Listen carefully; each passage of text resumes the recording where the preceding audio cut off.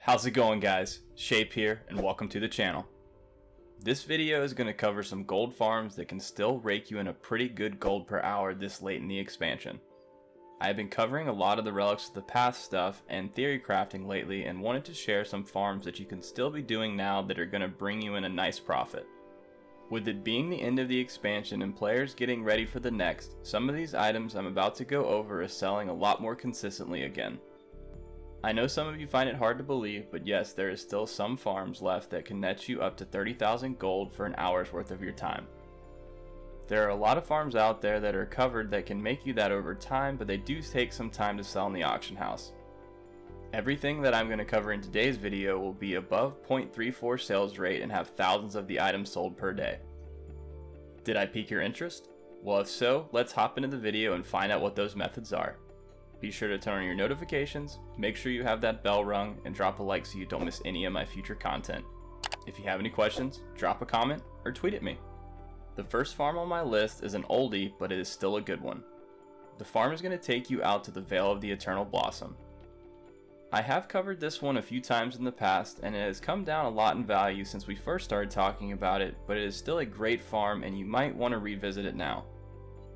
You're going to be targeting the Thundermaw packs and grouping together as many as you possibly can in order to do this the fastest. You can use a Dark Moon Waterfire potion to skin faster, but if you're killing them fast and skinning them fast, then your timings will be off for the route. So depending on that is your choice on whether or not to use it. I personally don't use it here as I'm killing the packs rather quickly and it would just be me waiting on the respawns. You should be able to do the whole loop in 4 pulls. If you try to do this at any less, you will probably end up leashing the mobs.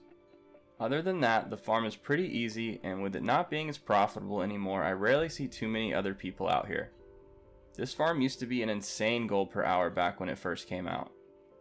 I am talking like 60,000 gold per hour easily out here. Unfortunately, we aren't that lucky anymore, but after an hour of farming you will end up with around 400 questionable meat, 1600 dredged leather, and 900 bloodstained bones. The prices on my server for dredged leather on average right now are around 6 to 7 gold. I am selling my questionable meat for around 3 gold per at the moment and around 7 gold for the bloodstained bones. Probably the best thing about this farm is everything is selling like hotcakes. Once I post it on the auction house, within minutes everything is sold. The sales rate for questionable meat is 0.44 with almost 1300 sold daily. The sales rate for bloodstained bones is 0.67 with almost 7,000 sold per day, and the sales rate for dredged leather is 0.45 with 4,000 sold per day. Overall, this is a great farm to be doing and still one of my personal favorites. The next farm I'm going to go over is going to take us over to Pandaland. You are going to want to head all the way up to the Isle of Giants. You're going to be killing every single dinosaur you see here, and the route is pretty simple.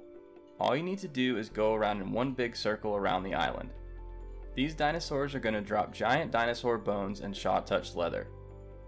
You can turn 5 Shapeshiftrz leathers into 1 exotic leather.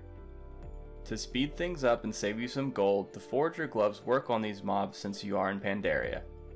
If you are unfamiliar with these gloves, they can be obtained from the Berserkers in the Timeless Isle. You can also use Dark Moon Waterfire potions if you don't have any luck with the gloves. If you do a loop around here for a little while, you should be able to get a pair to drop. Once you have those equipped, it will cut down on all gathering resource time while in Pandaria. These are also the gloves that I use to cut down on the surveying time if you are farming for the Vial of the Sands recipe. You won't be able to fly when you're on the Isle of Giants, which may make or break this for some people if you want to do things faster, but before you let that get you down, just wait to hear how much gold per hour you can make out of this farm. On average, the exotic leather is selling for around 3 gold per, and the giant dinosaur bones are selling for 3 gold per as well. After an hour of farming, you should be able to get around 200 exotic leather and 10,000 giant dinosaur bones. Most of the profit is going to come from the giant dinosaur bones, and they tend to sell fairly quickly on the auction house. Almost 6,000 are sold daily at a sales rate of 0.34.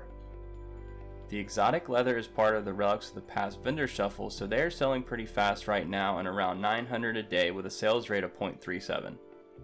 With all that said, this farm will net you around 30,000 gold for an hour of your time. This might be one of the best farms to currently be doing right now in terms of gold per hour that is consistent.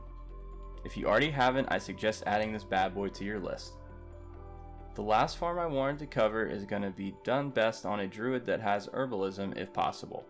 You can still do it on other characters, but the aquatic form from a druid really does come in handy. In case you guys hadn't figured it out yet, we are headed over to Vashir. You're going to be following this route in the Abyssal depths and will want to farm all the herbs in this area. The main one you are looking for is Ashar's Veil. This herb has always been pretty pricey because of how annoying it is to obtain for most players. Most of the time, if you do see anyone else out here, they are going to be a druid as well. Now, this spot is actually not the so-called best spot to farm this according to WoW Professions. Here's a spot that is said to be the best. The only problem with best spots sometimes is they tend to be overcrowded. In my experience out here, that is the case, and you will always have a few players farming that route.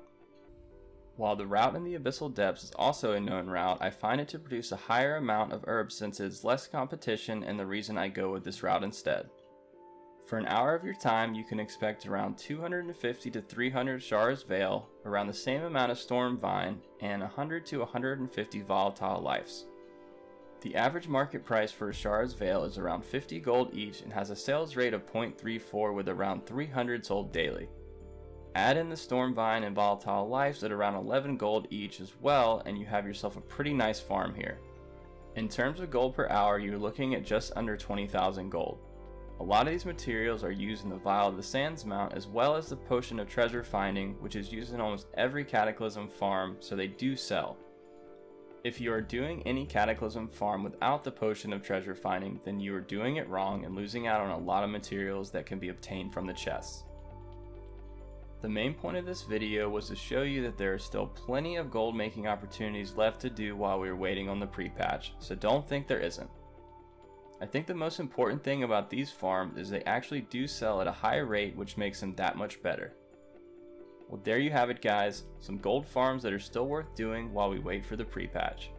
I hope you guys enjoyed, and don't forget to subscribe and drop a like if you enjoyed the video to show some love for the channel, and I'll catch you guys next time.